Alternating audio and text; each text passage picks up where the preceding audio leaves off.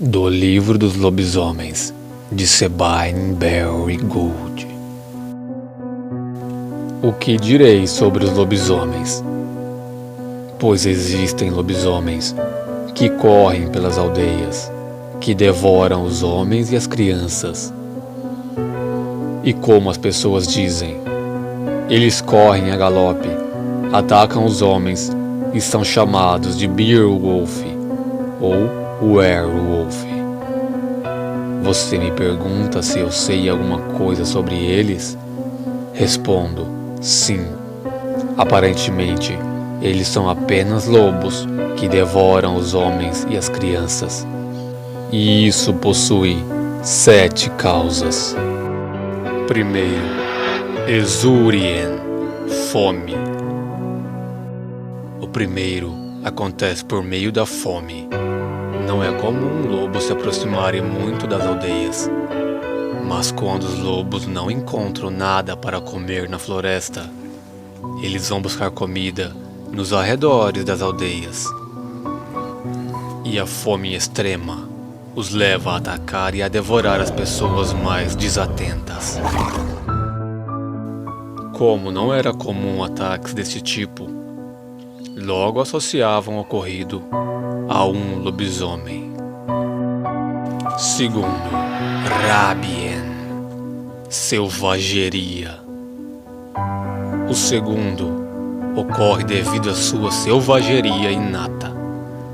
Um lobo é selvagem por natureza, mas sua selvageria extrema, que o leva a cometer atrocidades fora do comum, podem ser despertadas por alguns fatores.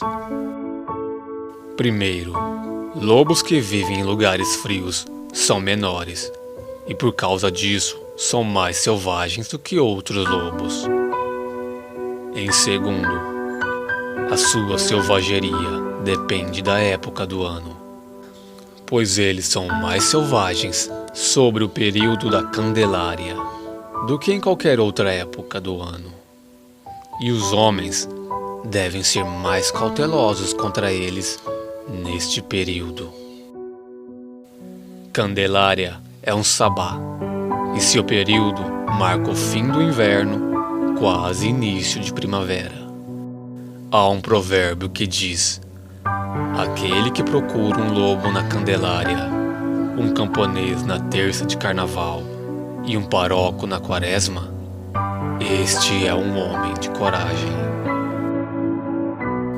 Em terceiro lugar, a sua selvageria pode vir do instinto de proteção.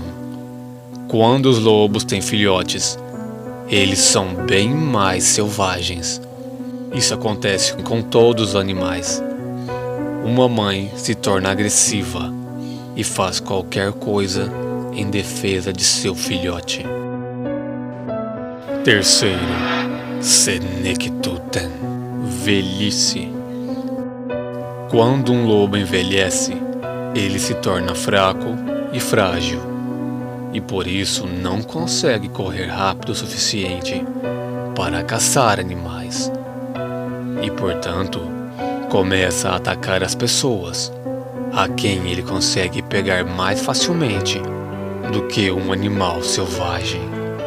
Logo, humanos passam a fazer parte de seu cardápio. Quarto, experientia, experiência. Com a idade vem a experiência. Se diz que a carne humana é muito mais doce do que outras carnes. Por isso, quando um lobo tenha uma vez provado carne humana, ele acabará desejando saboreá-la novamente, tomando gosto pela carne humana, assim quase como um vício.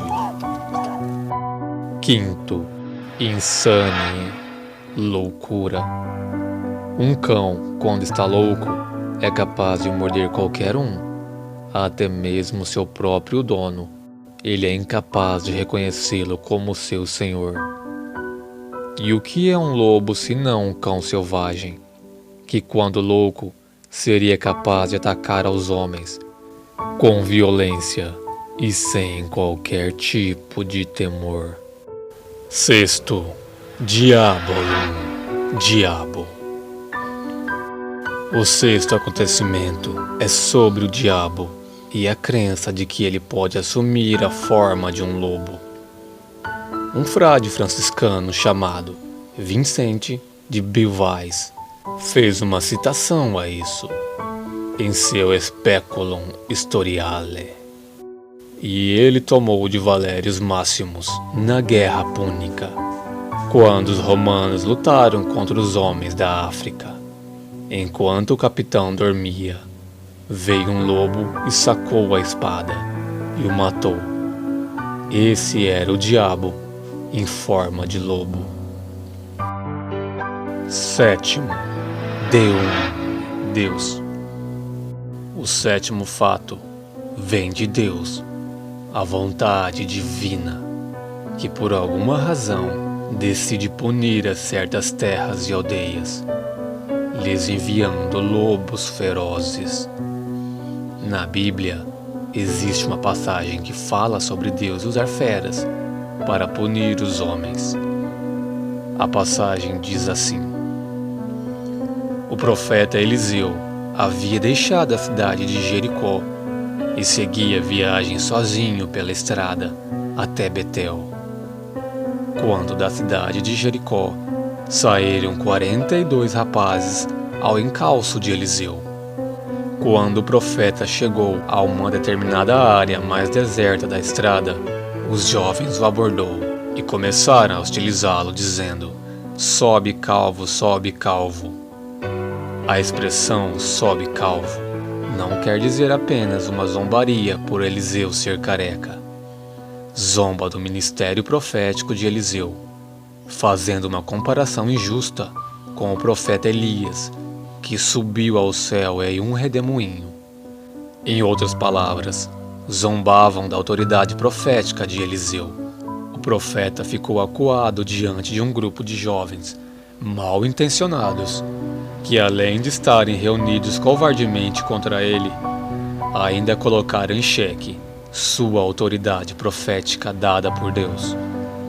Diante disso, a única saída vista por Eliseu foi recorrer ao Senhor em oração.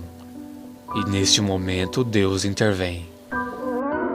E então 2 ursas saíram do bosque e despedaçaram os 42 jovens. Isso foi ordenação de Deus. Portanto, o homem deve se voltar a Deus quando com essas feras se depararem. Estes 7 pontos foram um sermão pregados em uma igreja em Estamburgo, a leste da França, em 1508, por Johann Geiler von Keysersperg, que considerou que os ataques de lobisomens haviam sido cometidos nada mais, nada menos do que por lobos comuns, que estavam cheios de um desejo por carne humana, descartando completamente a ideia de que eles eram homens em estado de metamorfose.